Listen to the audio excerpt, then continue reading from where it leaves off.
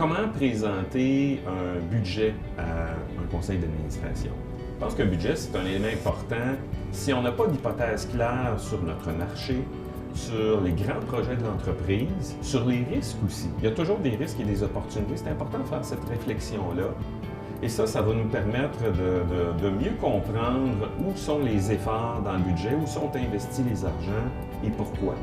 J'ai toujours de répartir un budget en 3 grandes colonnes, en quelque sorte. Notre budget de fonctionnement de base, ce qui est requis pour faire fonctionner notre entreprise. Ça prend des représentants. Ces représentants-là doivent voyager. Il y a un minimum d'argent à investir pour rencontrer nos clients.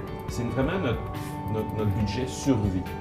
Après ça, on a des activités discrétionnaires. Et par exemple, on veut inviter des clients, on peut en faire un petit peu plus. On peut amener des clients dans des congrès, dans des foires commerciales. Et troisièmement, il y a un volet plus stratégique où on va associer des investissements importants avec des stratégies d'entreprise ou si on veut par exemple développer les États-Unis, est-ce qu'on veut mettre sur pied une équipe de vente, un réseau de distribution, une usine, l'acquisition d'un concurrent, bref, ça demande des investissements importants, ça devrait être sorti des activités plus discrétionnaires.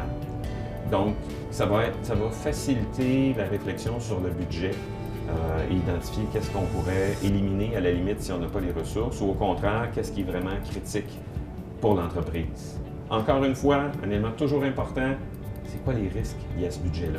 Qu'est-ce qui peut arriver? Et toujours séparé au niveau des revenus. Donc, on a un budget de revenus assez agressif. Peut-être que ça ne se matérialisera pas. Donc, les revenus en premier, puis ensuite les dépenses. Et il faut agir sur ces 2 leviers-là.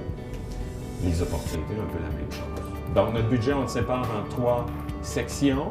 Ça facilite la discussion et l'arbitrage dans nos hypothèses.